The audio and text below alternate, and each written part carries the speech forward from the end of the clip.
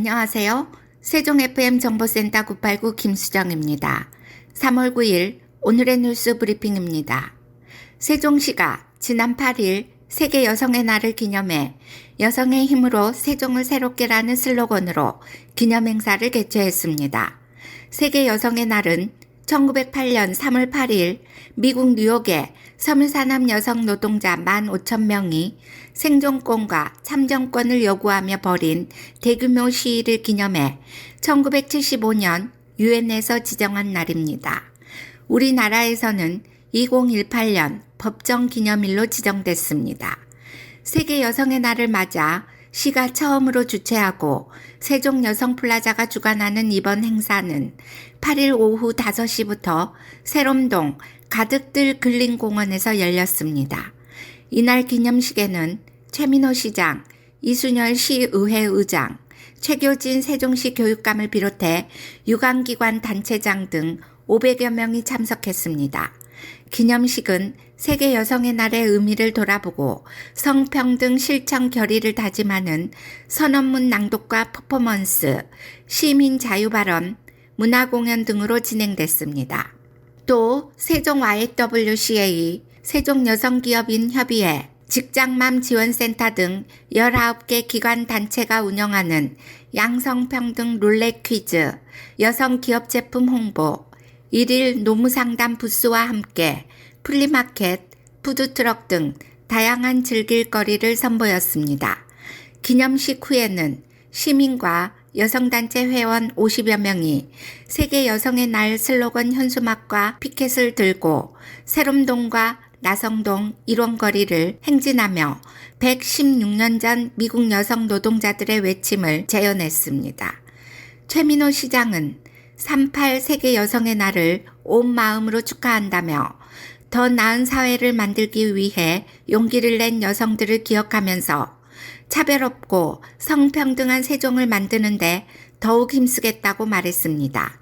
한편 세계 여성의 날을 맞아 세종시 소상공인협회 소소담 협동조합은 지난 7일 저소득층 청소년을 위한 생리대 지원을 위해 후원금 160만 원을 사회복지 공동모금회에 지정 기탁했습니다.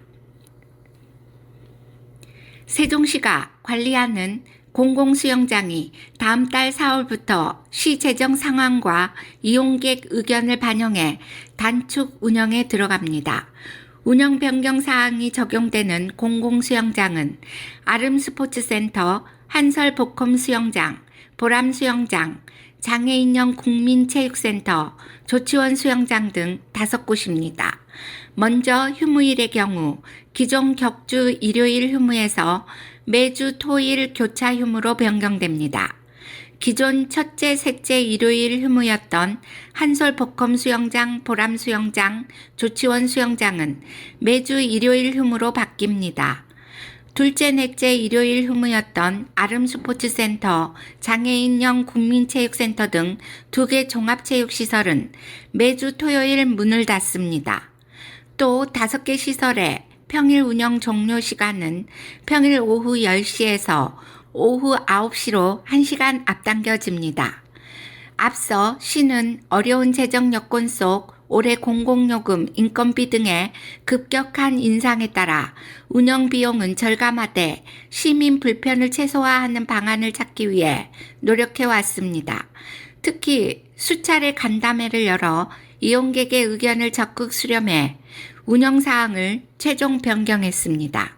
지난해 기준 5개 시설의 요일별 하루 평균 이용자 수를 보면 월요일 2,529명, 화요일 2,730명, 수요일 2,961명, 목요일 2,637명, 금요일 3,241명으로 평일에는 안정적인 이용객 수를 유지했습니다.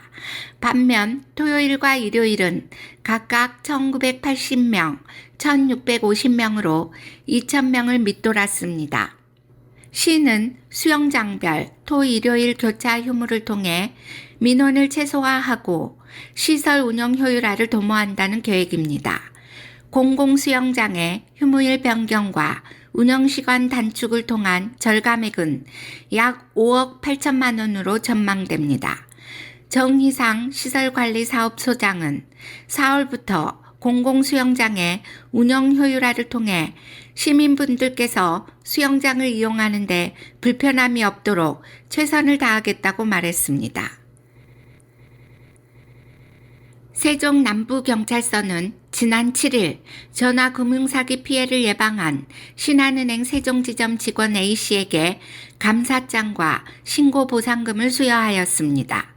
경찰에 따르면 은행원 A씨는 자신이 일하고 있던 은행 창구에 방문한 피해자 B씨가 신용카드 대출을 받아 현금으로 2천만 원을 인출하여 줄 것을 요청하여 현금 사용처에 대하여 질문하였으나 명확한 답변을 하지 못하였습니다.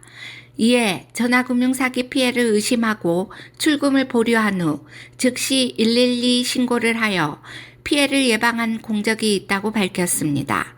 112 신고를 받고 출동한 경찰은 B씨가 현금 사용처에 대해 투자를 위한 자금이라고만 말하고 언제 어디에 투자하는지 구체적인 현금 사용처를 밝히기를 거부하였으나 끈질긴 설득 끝에 검사를 사칭한 전화금융사기범에게 속아 현금을 인출하여 전달하려 했던 것을 밝혀냈습니다.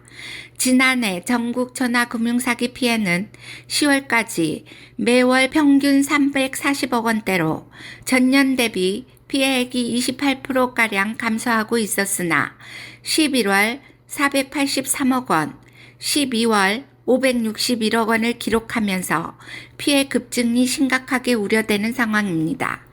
세종남부경찰서 관내에도 지난해 77건의 보이스피싱이 발생하였고 새로운 범행 수단이 끊임없이 진화 중인 점을 고려해 형사과의 피싱 전담팀을 구성하고 총력 대응하고 있습니다. 경찰 관계자는 금융기관의 적극적인 협조로 고액의 범죄 피해를 막을 수 있었다고 감사 인사를 전하고 나아가 중대한 반사회적 민생침해 범죄 행위인 전화금융사기를 척결하기 위해 수사력을 집중하겠다고 말했습니다. 세종시 교육청은 신규 및 저경력 영양교사와 영양사를 대상으로 학교급식 멘토링 사업을 운영합니다.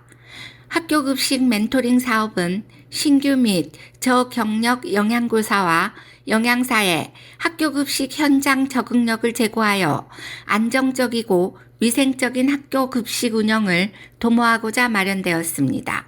멘토링 사업 인원 구성은 배움 멘티 15명, 나눔 멘토 15명이며 멘토링은 3월 13일에 대면식을 시작해 올해 10월 말까지 운영될 예정입니다. 나눔 멘토는 식단 작성, 영양관리, 식생활 지도, 급식위생, 안전관리 등 급식 운영 전반에 대한 사항을 배움 멘티에게 지도하고 업무를 효율적으로 할 수 있는 노하우도 공유할 예정입니다. 이번 사업으로 신규 및 저경력 영양교사와 영양사의 업무 역량 강화뿐만 아니라 급식 운영 내실화에 도움을 주어 세종시 학교 급식의 질이 더욱 개선될 것으로 기대됩니다. 문체부 유인촌 장관은 언론중재위원회 중재위원회 임기 만료 및 사임에 따라 2024년 3월 8일자로 중재위원 4명을 위촉합니다. 위원회 임기는 위촉일로부터 3년이며 사임한 위원회 후임자는 전임자의 남은 임기를 승계합니다. 신임 중재위원들은 언론중재 및 피해구제 등에 관한 법률 제7조 제3항에 따라 언론사의 취재보도 업무에 10년 이상 종사했거나 언론에 관하여 학식과 경험이 풍부한 인사 중에서 이해관계를 균형 있게 반영할 수 있는 언론사 업무 종사 경력자로 인선했습니다. 언론중재위원회는 언론 보도 등에 따른 분쟁을 조정 중재하고 법익 침해 사항을 심의하는 기구로서 현재 전국 18개 중재부에 중재위원 90명으로 이루어져 있습니다. 이상으로 세종 FM 정보센터 989 오늘의 뉴스 브리핑을 마치겠습니다. 고맙습니다.